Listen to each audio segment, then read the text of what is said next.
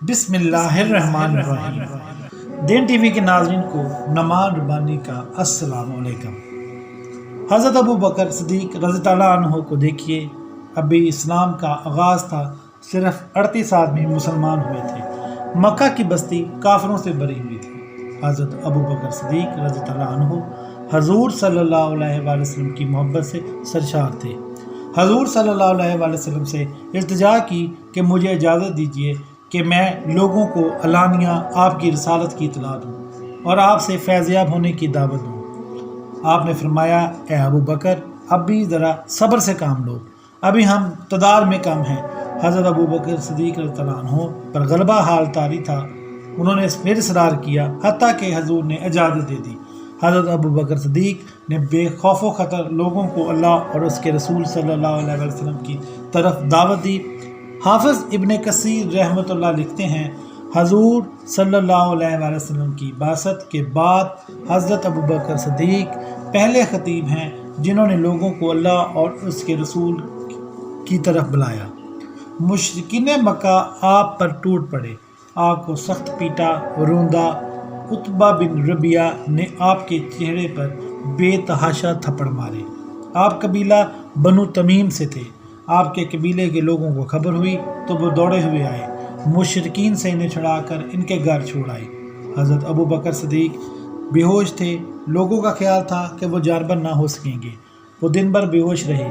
جب شام ہوئی تو آپ کو ہوش آیا، آپ کے والد ابو قحافہ اور آپ کے قبیلے کے لوگ آپ کے پاس کھڑے تھے۔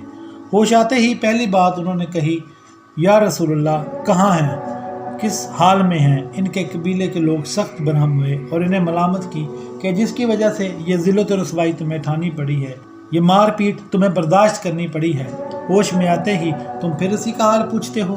ان عقل کے اندھوں کو کیا خبر تھی کہ ان کی خاطر سختیاں جھیلنے میں جو لذت ہے وہ دنیا داروں کو پھولوں کی سیج اور بستر کم خواب پر بھی حاصل نہیں ہوتی۔ ان کے قبیلے کے لوگ مایوس ہو کر اپنے گھروں کو لوٹ گئے۔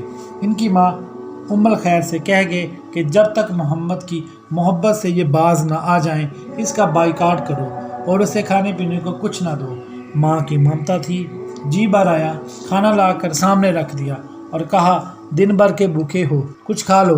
حضرت ابو بکر صدیق رضی اللہ عنہ نے کہا، ماں، اللہ کی قسم، کھانا نہیں چکھوں گا اور پانی کا گھونٹ تک نہیں پیوں گا جب تک حضور کی زیارت نہ کروں۔ حضرت عمر رضی اللہ عنہ کی بہن ام جمیل آ گئی اور بتایا کہ حضور دار ارقم میں تشریف فرما ہیں۔ حضرت ابو بکر صدیق زخموں سے چور تھے، چلنے کے قابل نہ تھے، اپنی ماں کا سہارا لے کر بارگاہ رسالت میں حاضر ہوئے۔ حضور صلی اللہ علیہ وسلم پر جھک پڑے اور انہیں چوما۔ حضور صلی اللہ علیہ وسلم پر سخت گریہ طاری تھی۔ انہوں نے کہا، اے ابو بکر، میری محبت تم سے ہمیشہ قائم رہے، اللہ کی لاکھ لاکھ رحمتیں ہوں اس عظیم و جلیل قدر صحابی پر، اللہ ہمیں ان کی صحیح اتباع نصیب فرمائے، آمین۔ ایک اور واقعہ میں حضرت اسماء رضی اللہ عنہ کے ساتھ ابو جہل کی بدسلوکی۔ ہجرت کی رات جب ان حضرت صلی اللہ علیہ وسلم حضرت علی رضی اللہ عنہ کو اپنے بستر پر سلا گئے، صبح ہوئی تو حضرت علی رضی اللہ عنہ جب حسب معمول نیند سے بیدار ہوئے۔ قریش نے قریب جا کر انہیں پہچانا، پوچھا، محمد کہاں ہیں؟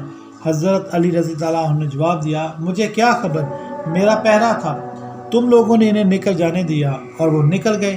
قریش غصہ میں تھے، ندامت سے حضرت علی رضی اللہ عنہ پر پل پڑے، ان کو مارا اور خانہ کعبہ تک پکڑ کر لائے۔ تھوڑی دیر تک ان کو حبسے بجا میں رکھا اور آخرکار ان کو چھوڑ دیا۔ اب وہ ابو بکر صدیق رضی اللہ عنہ کے گھر گئے، دروازہ کھٹکھٹایا، اسماء رضی اللہ عنہ ابو بکر رضی اللہ عنہ کی بیٹی باہر نکلی۔ ابو جہل لعان نے پوچھا، لڑکی، تیرا باپ کہاں ہے؟